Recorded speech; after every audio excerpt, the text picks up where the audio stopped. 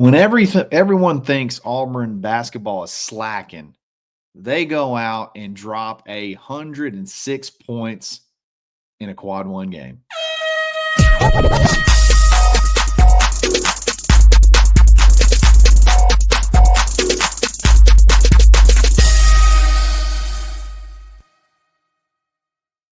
Yes, sir. We're back. It's another episode of the Barn Hoops podcast. And guess what, guys? We're here to talk about Auburn getting off in someone again, dominating Ole Miss 106-76, a 30-point just destruction of the Ole Miss Rebels as they close out this 3-game homestand in just pure dominant fashion. We're going to talk about the game, some things that happened during the game that I've never seen before that were absolutely hilarious and awesome. And then, hey, Johni may be sneaking into the player of the year conversation. We'll talk about that all in just a second. But before we do that, we got to give a shout out to Uncle Keith's Red Sauce. Go to UncleKeithsRedSauce.com. Use coupon code BARN25 to take 25% off your order. That coupon code's only good for the rest of the month. So if you want to try it, now's the time to do it. We're going to still be talking about Uncle Keith's Red Sauce after that. We're not sure if there's going to be what kind of promotion is going to be for the month of March.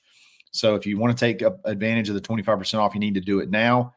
The Southern style flavored salsa, an Auburn family, locally made, locally shipped. And hey, no additives, no preservatives, just really good flavor. You got a mild, you got a spicy. Zep loves the spicy. I love the spicy. I call it the red top. The red top can't stop. That needs to be a new slogan. Keith, take note of that. That might need to be a new slogan to put on the red top. But hey, if you want Publix across the state of Alabama, Piggly Wiggly's in Birmingham, anywhere, just about anywhere you can find it. But if you can't find your local grocery store, definitely check it out on the website, UncleKeithsRedSauce.com. It's good, y'all. Guys, what a game. Just when you need, this is just what we needed. This was just what everybody needed. We needed it a little bit to calm the nerves. Played some games. I mean, my gosh, at this point in time, we're splitting hairs. We're winning games by not enough to make us feel good. We were just winning games. We were winning games, but just not winning games by enough to make us. Maybe we're slumping. We only beat the last. I don't even remember. We just dominate these children, and I can't even remember who we play. We only beat Georgia by 12. What's the deal? This team's falling apart.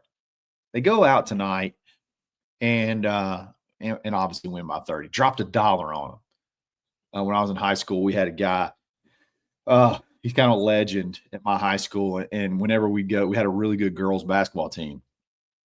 And right before the game would start, they would score 100 points. No joke. Like they were legit. Win state championships. They were so good. The girl in my class was phenomenal.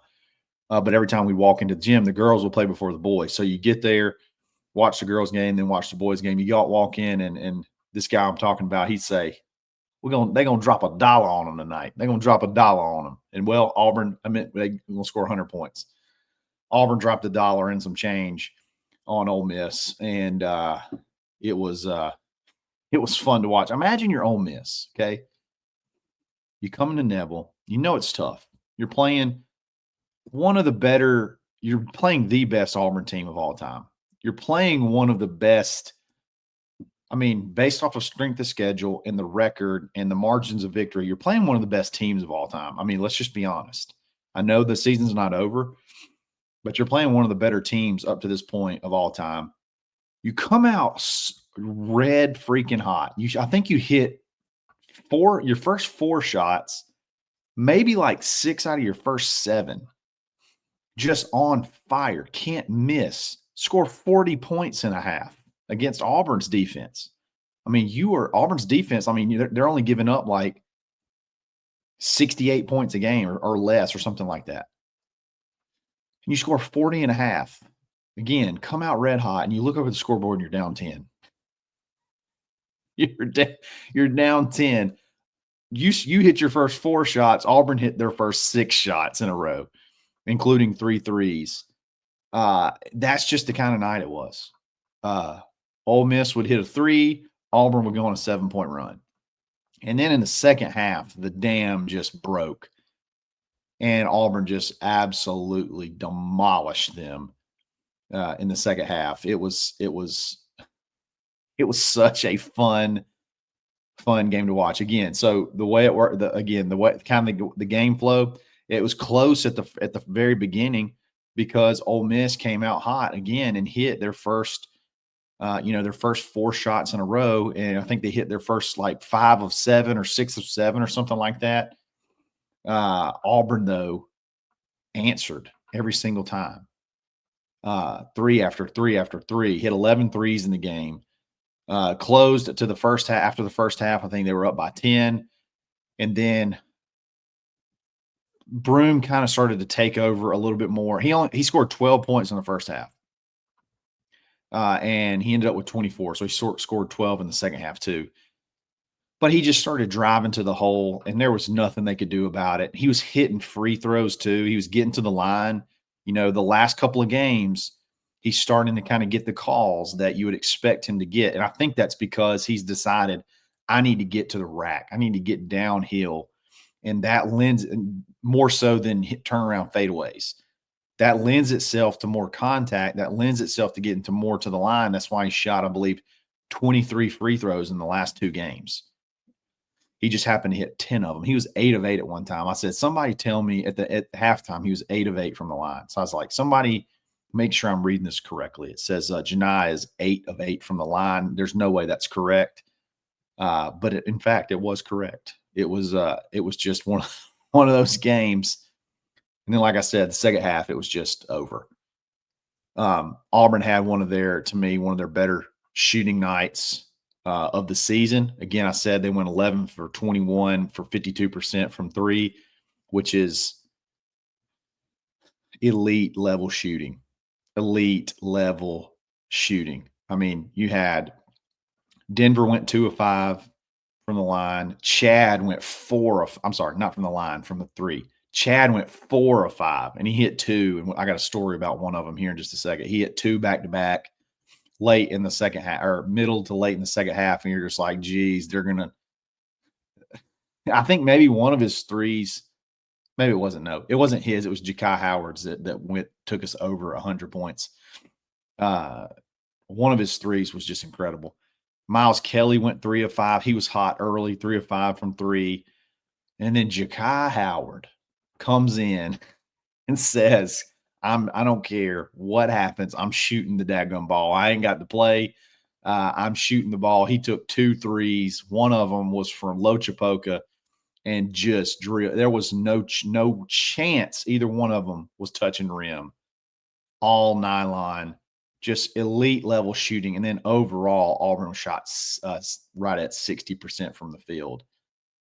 And then 81% from the line. I mean, one of the best shooting nights I can remember. I mean, 106 points in college basketball is not easy. I mean, everybody just fawned over Alabama scoring 111, and they hit 22 threes. If I'm not mistaken, it was over 20 threes to get to 111.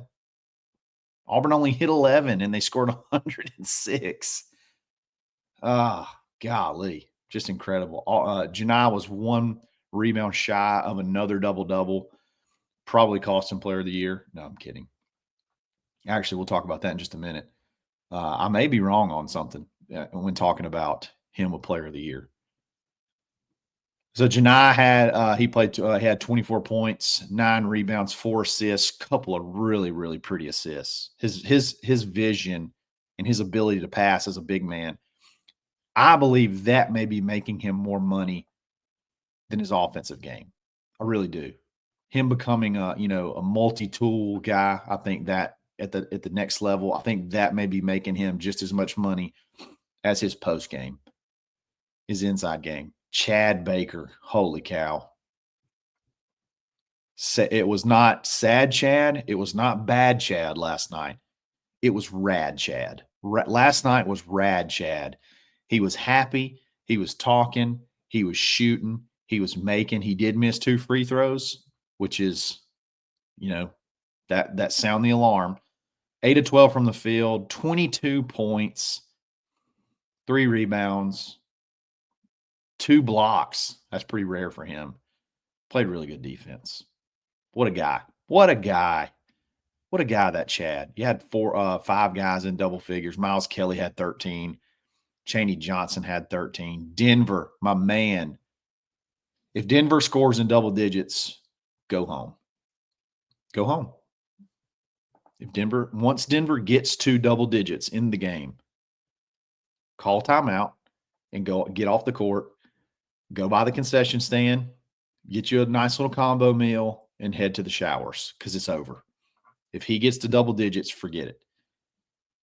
We can win without him getting to double digits, but if he gets to double digits, forget about it. You're a beat. You know what? It's BTA. If Denver scores double digits, it's BTA for sure. Some funny stuff happened during the game last night. I got to share that I think y'all are really going to enjoy. But before we do that, we got to give a shout out to rowback.com. Use coupon code BUTTON20 for 20% off your order. Auburn licensed apparel. I absolutely love it. I have the Auburn blue navy quarter zip that I love. I got the polo that's got the Aubie heads all over it. They got really good collars. You know how I am about collars. That's why I go with the top button. They're very top button friendly. So if you want to go top button, they're very top button friendly. Just really good feeling material. And they got a little bit of something for everybody. They got the prints, the solids, the stripes. If you want to go zany, you can. If you want to go traditional, you can. Good pants, shorts, slacks, hoodies, pullovers, all that good stuff. You can check them out. Rowback.com. Some funny things happened in the game last night that I've never seen before. There was a possession where Johni got the ball, and I guess the defender had bumped Johni's wristband into a very uncomfortable position. Okay. So in the middle of a possession, Johni has the ball with his back to the defender. Johni pulls off his wristband, throws it into the stands, and then immediately, like it was like he planned it, he threw a souvenir to the children in the stands and then did like a spin move and took this guy straight to the rack and scored. It was the funniest thing. They talked about it. They'll show replays of that on ESPN. I mean, legitimately. I mean, the guy's defending him, and he's taking off his wristband. Like he could have reached around. I don't know. It was so funny. I laughed so hard when that happened. Taking off your wristband, throwing a souvenir to the fans in the middle of a possession, not in a timeout. We're talking about they're actually playing the game of basketball when he does this. And then immediately, as if it was planned, as soon as he lets it go, it's like boom, boom, and I spin move and I'm going to the hole. Left hand layup. Fantastic. Just fantastic stuff. That's the kind of game he was having. His driving to the basket the last 2 games, he's feeling it. He's feeling healthy. That ankle's feeling good because there feels like there's a little bit of extra explosion. You're seeing him drive and dunk more, which for several games, I don't think that was really he didn't feel comfortable doing that. You're seeing him go through contact. Hence 23 free throws attempted in the last 2 games. And you're seeing him feel comfortable enough to throw souvenirs into the stands. It's unbelievable. That was number one that I just thought was hilarious. I've never seen this before either. The closest to me, Samir shot a 3 one time and kind of threw his hands up before it went in. And I thought that was really cool. But I've never seen this before. Chad had just driven down and hit a 3. The next possession, he goes to the exact same spot, and he's got a guy on him, and he does a little jab step back, releases the ball, and then jumps and does a 360 after he releases the ball while he's talking to the fans. But the good thing, it wasn't the opposing team's bench, so there was no technical in play. It was the student section. So he was on the student section side. He literally releases the ball, and as he comes down, he jumps and does a 360, and he's talking to the fans. And he did all of that before the ball went into the net, it seemed like. It seemed like he released it, did that whole deal, and then started running back down the court, and then the ball goes in the hoop. Like he called it. Like, you know what I mean? Like when you shoot it and you call it, like it's going in. The funniest thing I've ever seen. It was absolutely hilarious. I laughed my tail off when he did that. That's rad Chad. We don't need sad Chad. We don't need mad Chad. We don't need bad Chad. We need glad Chad and rad Chad. Those are if it's glad Chad or rad Chad, we're fired up. And I think last night was rad Chad for sure. And then Charles Barkley. Oh my God. I know some people didn't like it. I know some people were frustrated and it talked for a long time. And he maybe had a few glasses of Redmont vodka when he was on, but he said some of the funniest things I think I've ever heard. I mean, I laughed so hard. They were asking him about Buc-ee's, the Buc-ee's in Leeds. And he said, I've probably been there 20 times and never gone inside. And he was having a really hard time getting this story out, but I'm summarizing it for you. I've been there probably 20 times. I get gas and then just turn around and leave. I can't go inside because it's just packed. And he said, they're like, why don't you go in if it's packed? He goes, because for some reason, when I go places, people think I want to talk to them. People think I want to talk to them. So they I can't go nowhere. I can't go nowhere because when I go places, people think I'm coming there to talk to them, which is so Charles Barkley. I don't want to be a role model, Charles Barkley, that could ever be. I laughed my tail off, and they kind of kept pressing on. He's like, "Yeah, man." He goes, "I mean, I'll be in the grocery store, and they'll say, 'Hey, Charles, what are you doing here?' He said, 'I'm doing the same damn thing you're doing.' 'What do you think I'm doing here? I'm getting groceries.'" He was in the cups a little bit, and it was classic. You gotta love moments like that. Like you gotta respect. Like you can't just be a stick in the mud. Like you gotta. I know it was long, and I know Auburn was going on a tear on offense. And while he was on the screen, is whenever Auburn was going, you know, going completely crazy on offense and the defensive side of the ball. Oh, but you just got to embrace it, man. He's a legend. I love it every time he comes, and you know he's going to have a classic line when you give him a microphone. And last night he was great. A little long winded at times. He said, "Let me tell you something." A bunch. That's how he would start off every story. Let me tell you something. Uh, it was hilarious. I was happy he was there. I feel like we play good in front of Charles every time he's there. I made that up just now. I don't even know if I can support that with facts. I may just be literally thinking of last last night. But it was a fun game. Fun game. Auburn moves to shoot. They've only lost one. They've only lost one SEC game. You have a 2-game lead on Alabama. I guess no, technically you have a 2-game lead, 1-game cushion to having a solo championship. You could lose 2 and still share the regular season title with them. You go to Kentucky, you go to Texas A&M. Texas A&M just got beat by Vanderbilt on their own floor. Feel really good that Auburn can go 2-1 over these last 3 games. Honestly, I feel like they can go 3-0. Kentucky plays god awful defense. Auburn should be able to feast offensively, but Kentucky can score. So it'll be, can Auburn just score with them, basically? They're not going to play good defense, but the shot's got to fall. You still got to get shots. That shot still got to fall. And I'm sure they'll play amped up a little bit because it's the number 1 team in the history of the world coming in. So that one's going to be a tough one Saturday, and hopefully we can break the curse and win in Rupp for the first time, like since the Nixon administration. That'd be a lot of fun. So hopefully we can pull that one off and win. So Johni, I may be wrong on my take on the possibility of Johni winning Player of the Year. I believe on FanDuel last night he edged into the lead for the first time to win as far as being a betting favorite. Obviously Cooper Flags held held that title for the whole year. He was basically going to be player of the year from the beginning. And according to FanDuel now, Johni has opened up a big lead. He's minus 250. Basically, he's over 2.5. He's like 2.5 times more likely to win to win player of the year right now over Cooper.